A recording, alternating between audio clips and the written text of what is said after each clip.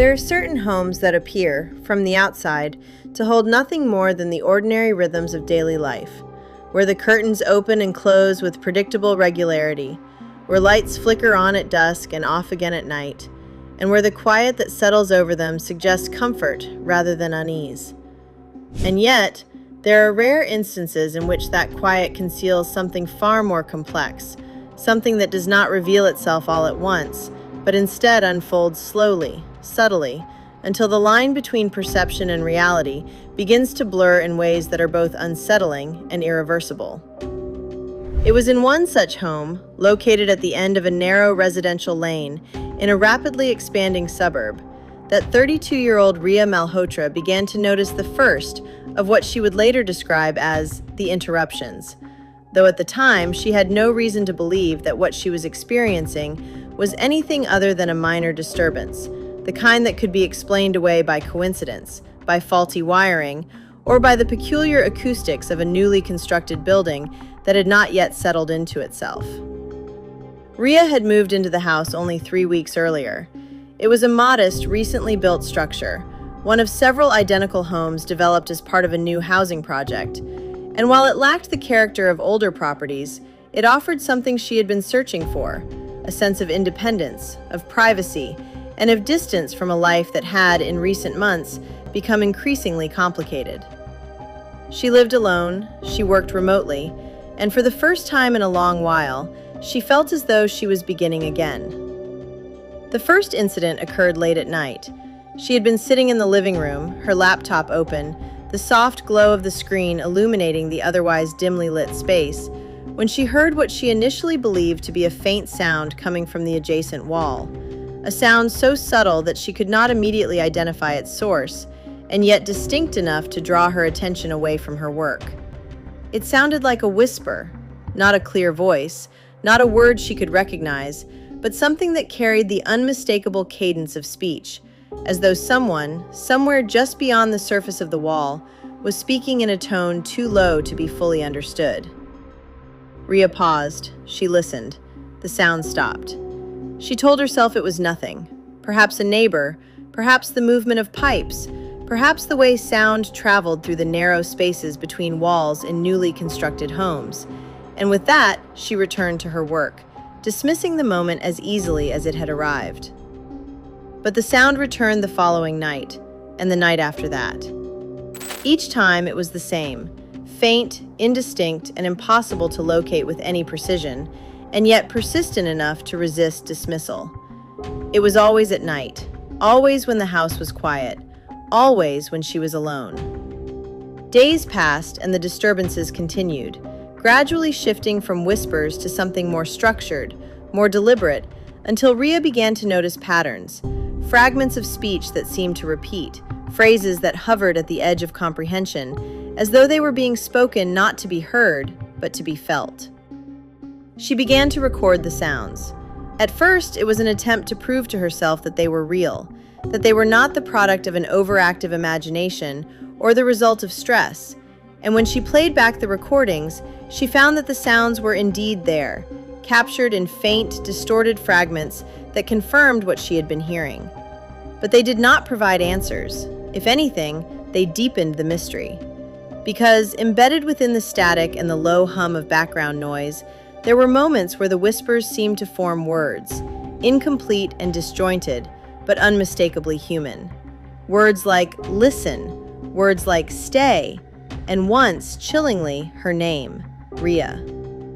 The realization unsettled her in a way she could not easily articulate, because it suggested not just the presence of sound, but the presence of intention. Someone or something was speaking, and it was speaking to her. She contacted the housing developer. She requested an inspection. Workers arrived, examined the walls, checked the wiring, and assured her that there was nothing structurally unusual about the house, nothing that could account for the sounds she described. And while their explanations were grounded in logic, they did little to alleviate the growing sense of unease that had begun to take hold. Sleep became difficult. The nights stretched longer, and the whispers grew clearer. It was during this period that Rhea began to notice changes in her own behavior, subtle at first, but increasingly difficult to ignore, as she found herself listening more intently, not just to the walls, but to the silence between sounds, as though she was waiting for something, anticipating a message that had not yet been fully delivered. She stopped inviting people over. She avoided conversations about the house, and she began to spend more time in the living room, sitting in stillness, recording, replaying, analyzing, trying to understand. Then, one night, everything changed. The whisper did not come from the wall. It came from behind her, clear, distinct, undeniable. "Don't turn around." Rhea froze. The room was empty, or at least it appeared to be. Her heart raced. Her breathing slowed, as though her body was attempting to reconcile what her mind could not. She did not turn around, not immediately. And when she finally did, there was no one there. But the silence that followed was different.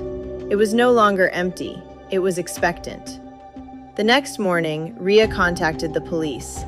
What she reported was difficult to categorize, falling somewhere between a disturbance and a potential intrusion.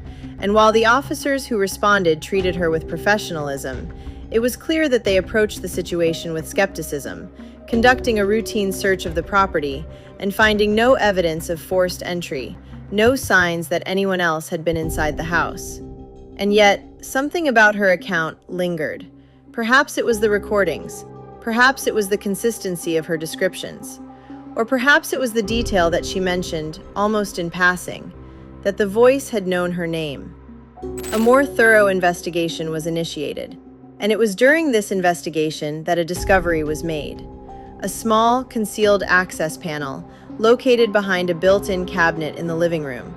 It was not part of the original floor plan. It had been added, deliberately. The panel led to a narrow space between the walls, a cavity that extended along the length of the house, large enough for a person to move through, though not comfortably. And within that space, investigators found evidence of occupancy. Not recent, but not old enough to be dismissed. Food wrappers, batteries, a small recording device, and something else, a notebook. Its pages filled with handwritten entries, observations, times, descriptions of Rhea's daily routines, recorded with unsettling precision, as though someone had been watching her, studying her, learning her patterns in a way that suggested not curiosity, but intent. The entries became increasingly personal as they progressed, shifting from simple observations to something more intrusive, more obsessive, until they culminated in a series of statements that blurred the line between documentation and delusion. "She listens now. She hears me. She will understand." The investigation took a darker turn. Attention shifted to the history of the property, to the construction company, to the individuals who had worked on the site, and it was through this process that a name emerged. Aditya Khurana, a former contractor, a man who had been dismissed from the project months before its completion, a man with a history that, when examined more closely, revealed a pattern of behavior that was both troubling and consistent with the evidence that had been uncovered. Aditya had lived nearby. He had knowledge of the construction. He had access. And he had, according to records, a documented history of psychological instability, marked by periods of isolation and fixation. When authorities located him, he did not resist. In fact, he appeared almost relieved. During interrogation, his account was fragmented, his words shifting between coherence and confusion. But within that instability, a narrative began to take shape, one that suggested he had been living within the walls of the house for an extended period of time, moving through the hidden spaces, observing, recording, and eventually communicating. He described it as a connection, a bond, something that had grown over time. He claimed that he had not intended to harm Rhea, that his actions had been driven by a need to be seen, to be heard, to exist in a way that he felt had been denied to him in the outside world.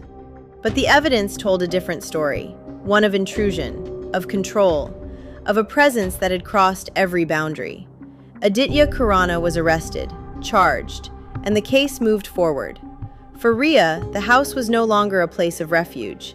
It had become something else entirely, a space where the walls themselves had watched, listened, and spoken.